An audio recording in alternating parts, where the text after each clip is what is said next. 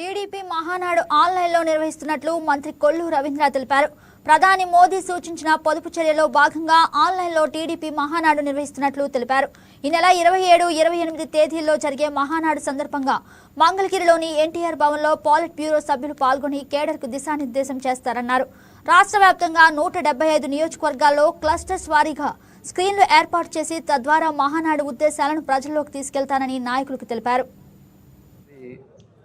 ఉన్నటువంటి పరిస్థితుల్లో మరి ఒక పక్క యుద్ధాల కారణంగా ఆయిల్ సంక్షోభాలు కానీ మనం ఖర్చులు కూడా తగ్గించాలనే ఉద్దేశంతో గౌరవ ముఖ్యమంత్రి చంద్రబాబు నాయుడు గారు మరి మహానాడు మేము ప్రతి సంవత్సరం పెద్ద ఎత్తున ఒక పండుగలాగా చేసుకునే 7, 8, 9 తారీఖులో చేసుకునే మహానాడు పండుగని మరి కొద్దిగా కుదించుకుని ఖర్చులు తగ్గించుకోవడానికి కేవలం 27, 28 అన్నగారు పుట్టినరోజు సందర్భంగా 28వ తారీఖు అంటే 27, 28వ తారీఖు కేంద్ర కార్యాలయంలోనే ముఖ్యులతో పొలిట్ బ్యూరో సభ్యులు కొంతమంది నాయకులతోనే అక్కడ ఏర్పాటు చేసుకోవడం.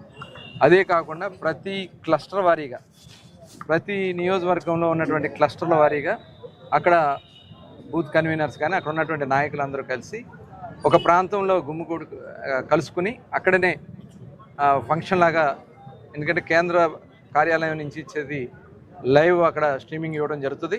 ఆ లైవ్లో నాయకులు ఇచ్చే సందేశాన్ని వినటం, అక్కడి నుంచి కూడా ఇంటరాక్ట్ అవ్వడానికి కూడా ముఖ్యమంత్రి గారు ఒక కార్యాచరణ తీసుకోవడం జరిగింది. ముఖ్యంగా తీర్మానాల్ని ఈ రాష్ట్రం కోసం మరి ఆనాడు అన్న నందమూరి తారక రామారావు గారు తెలుగుదేశం పార్టీ పెట్టిన దగ్గర నుంచి ఈ రాష్ట్రం కోసం చేయాల్సినటువంటి కార్యక్రమం ఈ మహానాడులో మేము చర్చించుకుని ఆ తీర్మానాల్ని ప్రభుత్వం అమలు చేయడం జరుగుతుంది.